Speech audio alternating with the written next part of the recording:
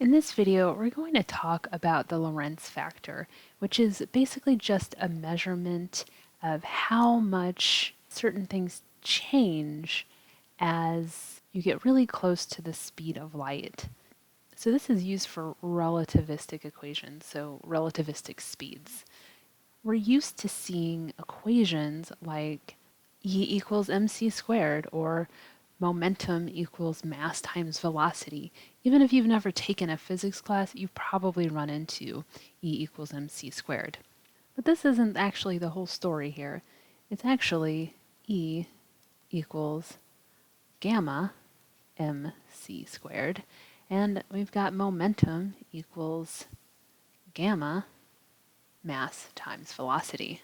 So gamma here is the Lorentz factor, which is 1 over the square root of 1 minus the velocity squared over the speed of light squared.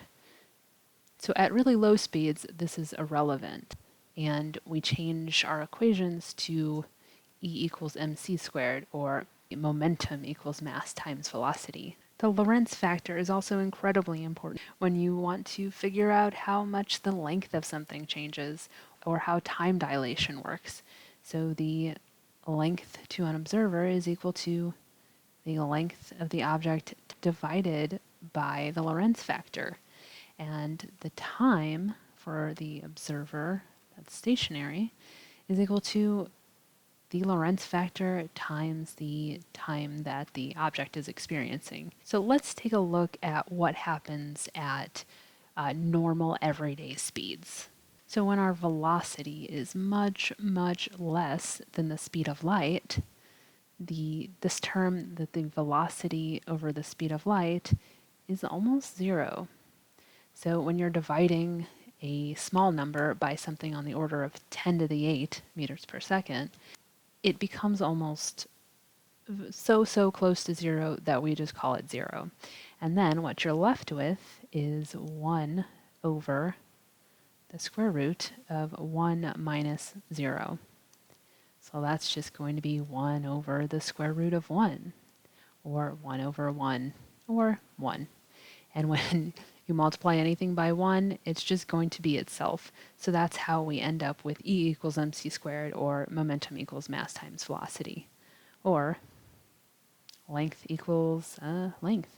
So let's do an example where we have a velocity of half the speed of light. So that's 0.5 times c.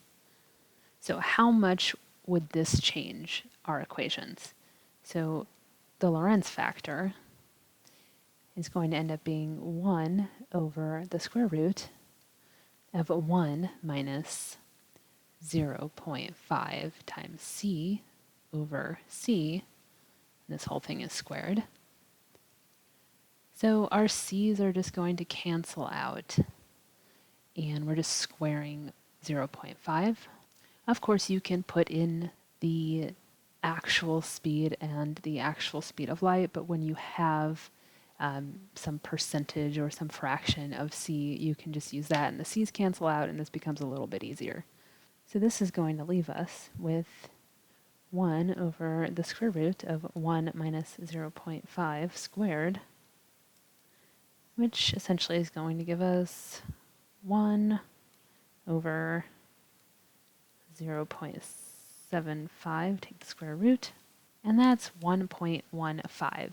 So even at half the speed of light, we're only changing by a factor of 1.15. So that means our energy is going to be 1.15 times what it normally would be at lower speeds.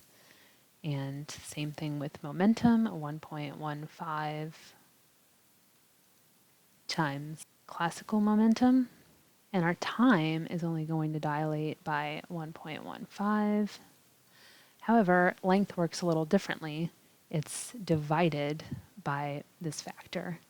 So our length is going to be 1 divided by 1.15 times the length of the moving frame. So 1 divided by 1.15 is just 0.87 times the normal length. So obviously this is going to change by a much bigger factor if you're much closer to the speed of light, like 0. 0.9, 0.95, and so on. It'll change much less if you're at 0.1 times the speed of light.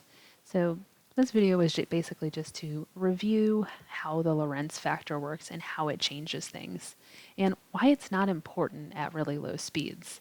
Technically, it's always part of these equations because it changes the actual outcome so little, we just kind of leave it out. So we'll do some more examples in other videos of some of the more fun relativistic concepts like the twin paradox and other examples of length contraction. So hopefully this was helpful, and let me know what other things you guys would like to see.